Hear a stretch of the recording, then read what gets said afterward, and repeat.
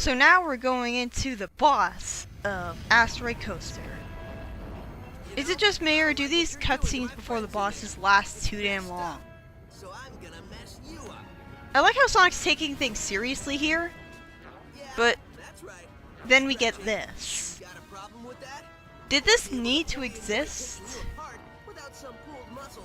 Sonic's being a cocky asshole, not really someone that you like. And did all these lines really need to exist? And this is the point where it really starts to drive home how long this is taking. You're just saying that now? That just makes him look self-obsessed, like he just realized that. It makes him sound like an idiot. But anyways, this is basically the boss of Starlight Carnival all over again.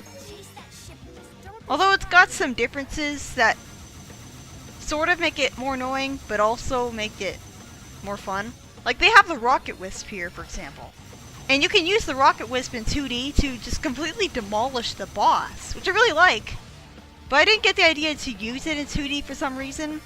Probably because they handed it to me in a 3D section. Like, if it's useful for 2D, then they should hand it to you in 2D. But I had a much easier time with this. I mean, it dragged on for 3.5 minutes, but I had an easier time because of the fact that I have more experience. Although, this is definitely different. They have different patterns for how they shoot out the projectiles here, which makes it harder to dodge. And they also have asteroids that are also pretty hard to dodge. Like, it's hard to tell where you should always stand, and you can't always stand in one place. You can actually homing attack those asteroids and get really close to the boss. I didn't really get the idea to do that though, because, well, how was I supposed to know that you were still allowed to homing attack those things, even in a boss fight? I've only dealt with them in the levels. Ran right past the Wisp there. So, Cubebot changes accents a whole bunch. And you might be wondering how that actually translated to the Japanese version. Well, as it turns out, with the cowboy accent, they basically made him act like a ninja. But his ninja voice was so loud that Orbot commented that it sounded more like he was a samurai. And for the pirate accent, Cubebot sounded like a sumo for the Japanese version. And for the gangster accent, he basically talks like a missy, and Eggman argue like a father and eldest daughter. Doesn't really sound nearly as humor potential-esque. Also, I don't understand why people just assume that Orbot is Ergo from Unleashed. Like, I mean, sure they look similar, but I don't know. Like, Orbot acts nothing like the robot in Unleashed. And he also has a different paint color. And, like, yeah, I'm sure Eggman has never made robots that look very similar to each other but with different paint jobs, right?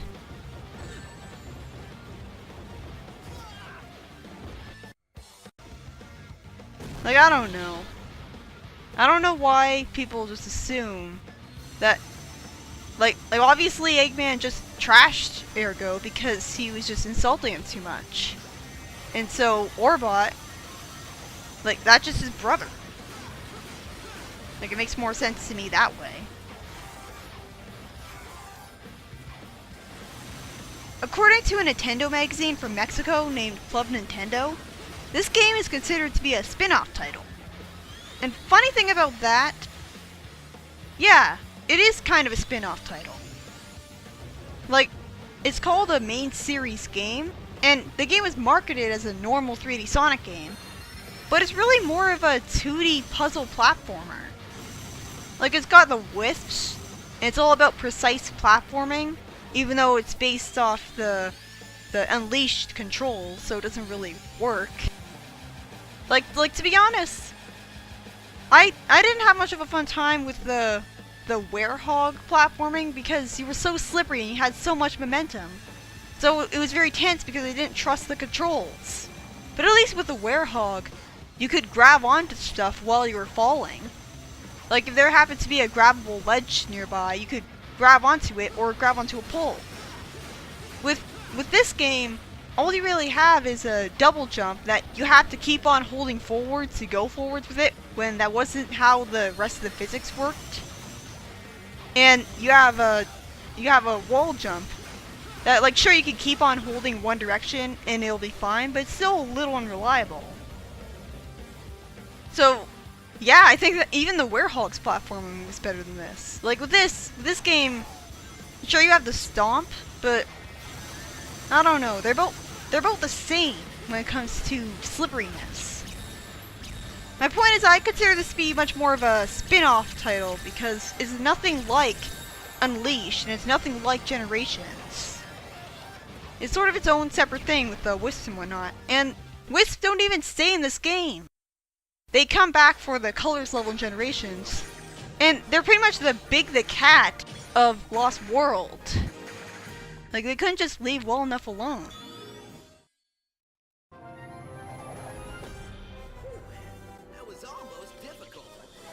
I was really irritated when he said that. Like, I did find that difficult. I died pretty far into the boss.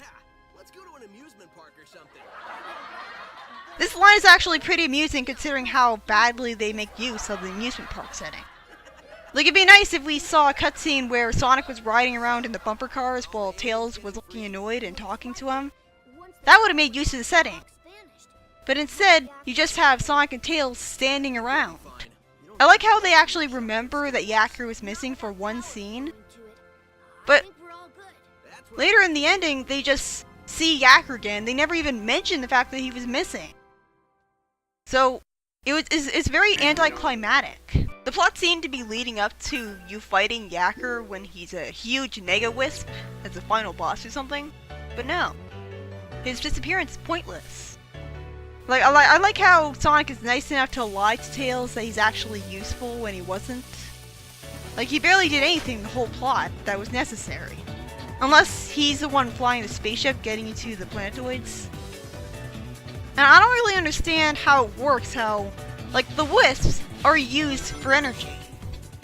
And Tails says that the Wisps, their energy is actually their life. So Eggman's draining their life, and it doesn't kill them? Instead, it just makes them really evil. And not even evil, because they still help Sonic and don't really do anything wrong. They're just really angry. So, that doesn't make any sense, and they never bother to explain it. Like, if you're draining something of its life, it should kill it. A lot of people like the music of Planet Wisp. I like the piano, and, well, the bass guitar is okay. It's kind of in the background, so I can barely really tell what melody it even has. But, like, the piano is all nice and relaxing. It's got a relaxing feel to it. Although most of the zone looks pretty boring because it's just a red machinery level. I really like the way the grass looks, especially at the very beginning of it, but we never really spend much time in the grass area. Like, I like how they have purple flowers and stuff at the start of the level. So, like, the music fits a lot more with the start of the level than most of it. You don't want to use this Wisp when you're right below this platform, but you have to be at least, you can't go too far to left because then you'll get interrupted while you're going upwards by platforms that are above the platform that you couldn't possibly know were there ahead of time. So you're pretty much forced to take a gamble, and because it takes so long for the Rocket Wisp to charge up, you pretty much have to hope that you'll get there. I think doing a trick here is mandatory to get far enough to get here. This is embarrassing. I just didn't get the idea that, yeah, you have to jump onto the ceiling first. It's just weird, does this music kind of sound like Seinfeld? Like, I heard someone say that. I don't really know about that. It's a good Wisp. Again, you never really have to spin dash with it. You use spin dash by just pressing the boost button, which is unintuitive. Thankfully, you can get out of Wisp form at any time you want, no matter what Wisp it is. which is really convenient since the Wisps take away most of your abilities in exchange for new ones. So I don't know why people say that they're anything like the Elemental Shield in Sonic 3 Knuckles. The Elemental Shields were an extension of your abilities. You had all the same ones as before, but you got more. With this game, it just makes the Wisps feel like even more of a gimmick when you literally transform into them, and they take away most of your abilities in exchange for new ones. You might as well be changing into a different character. So I don't know why people say that that's the kind of power-up that suits Sonic and is harkened back to the Elemental Shields, when it's really more like the power-ups in Mario, like 3D Mario, where they're very situational, and you had the wing cap where you flew around but it was only a few levels, and you had the metal cap where you were invincible but it was only a few levels. I like the Rocket Wisp. I like how it sends you directly upwards, and you skydive forwards. You're falling for a pretty long time, so you can just hold forwards and just skip so much of the level. I love that. But the Rocket Wisp isn't made good use of when you're just using it in a vertical area where you can't soar to the right. It takes longer to not spin dash, but like you can easily get away with not doing it. So I don't really like most of Planet Wisp. Like I think most of its level design is awkward. Like Act 2, Act 3, Act 4. I kind of like Act 1 though. I thought Act 1 was pretty relaxing. I should have taken that as a hint that it wasn't really the final level of the game. But again, it's called Planet Wisp. And like, the whole theme of the game was you were saving Wisps. Or at least it seemed like a theme, considering that you were reminded that you had to save Wisp 11 times. So, you can't blame me for coming to the idea that Planet Wisp was the final level, especially since they have a kind of non-linearity where you can play a whole bunch of, you unlock a whole bunch of different levels at once. So it comes off as it doesn't really matter what order you play levels in.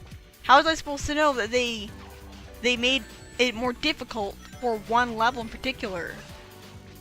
I mean, it was to the right most in the zone map, but still. Something I don't think I've mentioned yet is that the Act 3, 4, 5, and 6 levels, they recycle level design from Act 1 and 2. Like, I never really noticed that. Like, just like with Knuckles Chaotix, I never really noticed any reused level design. But now that I know that, that's really lazy. Like, at least with most Sonic games that have 3 acts, you have all of the acts having completely original level design. With this game, they have 6 acts, and only 2 acts have completely original level design. But yeah, this Planet Wisp has a good song to it. I don't love it like everyone else does, and I haven't heard too much of the Generations remix. Like, Generations gave it 2 remixes. And what I'm remembering right now is one that's a lot more electronic. Like, it sounds like a Sonic CD Bad Future version of it.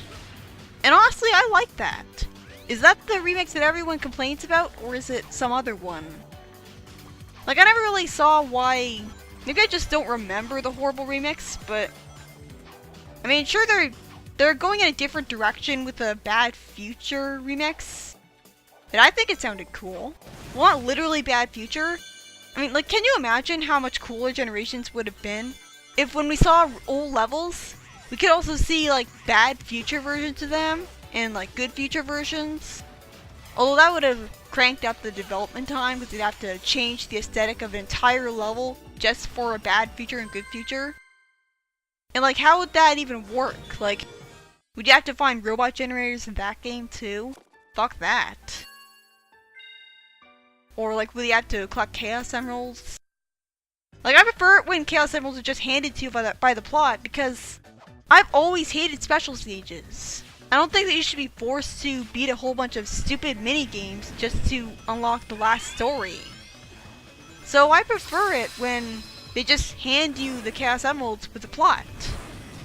Cause like it's just easier, and like if they're gonna be mandatory, I don't want to have to be cheated out of the ending of the game because I couldn't get all of the special stages done. Like there are barely any special stages I actually enjoy.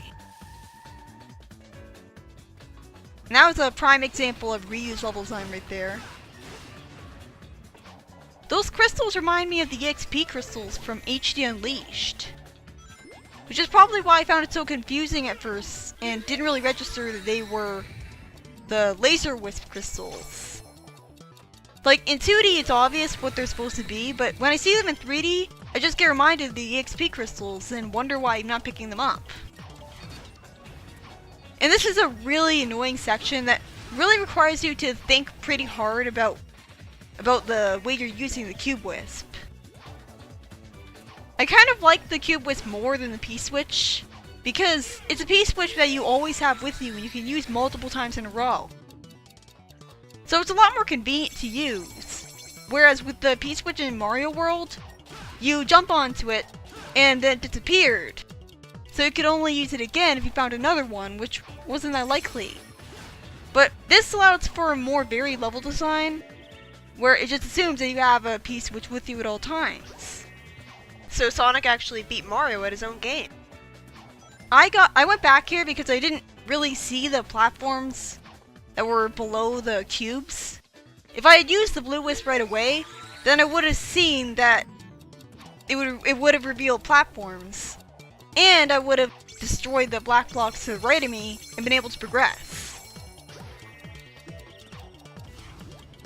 This is also a pretty tense platforming section later on the level.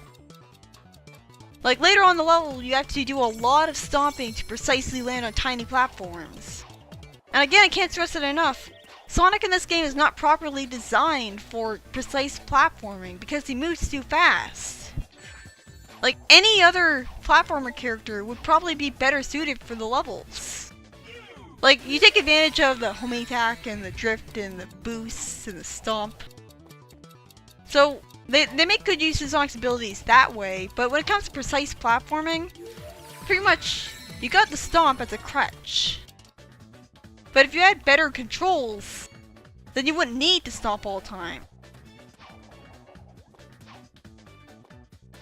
But this is it is a good challenge. I'm not really sure how the Cube Wisp Shockwave reaches these black blocks when it's like you stomp, like it's not like it's on the ground. Like you stomp onto a black block that's completely detached from the black blocks you're destroying. And I did not hold right there! I was not holding right. Why did I slide off? That's great design. And what's also great design is just how precise this platforming gets. And plus you have to slowly wait for these slow moving ball and chains to slowly move over. And why couldn't the hanger always be there? Like, why do you have to land on a switch for it to appear? The map screen, like in Super Mario World, the map screen was pretty non-linear. Like, you can unlock multiple different paths going outside of one level. Like, you could beat the level in multiple different ways, and that would unlock multiple different paths. But whenever Sonic tries a world map like Super Mario World, it's very linear. When Sonic runs, his fists aren't closed when they're behind his back. Instead, they're open like his running animation in the adventure games, except when boosting when his fists closed. Same thing happens in Generations. I died earlier there because, well, I don't really know why I died. That was kind of silly. At some point, Sonic says nobody said there'd be math. This was actually a running gag in Mad World. Guess which writing team wrote this and colors? I don't really like it when they force you to wall jump. Like, it just breaks the pace. Some parts of the final boss theme actually sound similar to Endless Possibilities from Unleashed. I never really noticed that though. If anything, the final boss theme sounds more like a dark refrain of the main theme of this game. Which, of course, sounds better. But, again, the soundtrack of this game doesn't exactly wow me. I don't know what it is about it. The overuse of the synthesizer, the constant repetition of one melody over and over and over again. Like, does Act 1 Aquarium Park really have to repeat the same melody 4 times in a row when it starts out?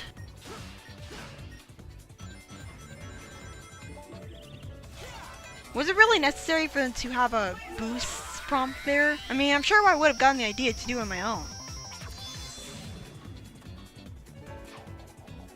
Something about this camera angle made it kind of confusing. I don't know what it was. Like, it made me think that I wasn't allowed to go to the right. Because it was just showing me that wisp. And I was like, why? Just keep homing attacking here and you'll be fine. So it's good that there's a whole bunch of enemies you can homing attack to, so you don't really have to. Behold! The most pointless cutscene in Sonic history! No shit. This is basically no shit the cutscene. Really? This entire cutscene is just dedicated to telling us stuff we already know. This announcement is completely pointless. And why is he saying evil? Like, he wants people to think he's good. And it's kind of impossible to know that you're evil. Sonic states the obvious, and Tails states the obvious too. You know, in SA1, when they said the obvious, Sonic glared at Tails. Because SA1's plot actually had, you know, self-awareness. This plot doesn't even seem to be aware when it states the obvious and reminds you stuff you already know. I mean, I like how Eggman talked really quickly there, like that was pretty funny. But then they go into another translation joke that goes on far too long. Like, they hang a correction note on it by just immediately explaining the joke, saying I was wrong.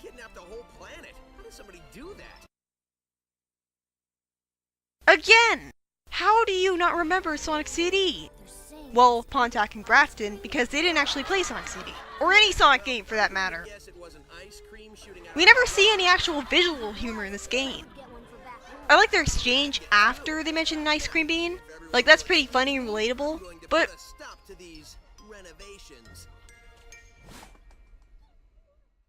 those mistranslations suddenly end up being true. That Eggman actually does have an ice cream beam. It's sugar making Sonic sticky and unable to move. Then it'd be a throwback, a comedy twist, a defining moment for Eggman, self-realization for Sonic and Tails, and proper slapstick. Things, layers! But instead it's just ice cream. It's funny because it's random.